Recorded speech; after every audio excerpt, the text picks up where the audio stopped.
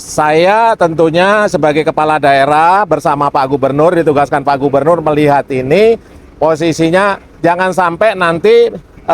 PKS ini latah karena supply habis lebaran ini cukup tinggi, langsung harga turun, kasihan petani, ya kan? Nah,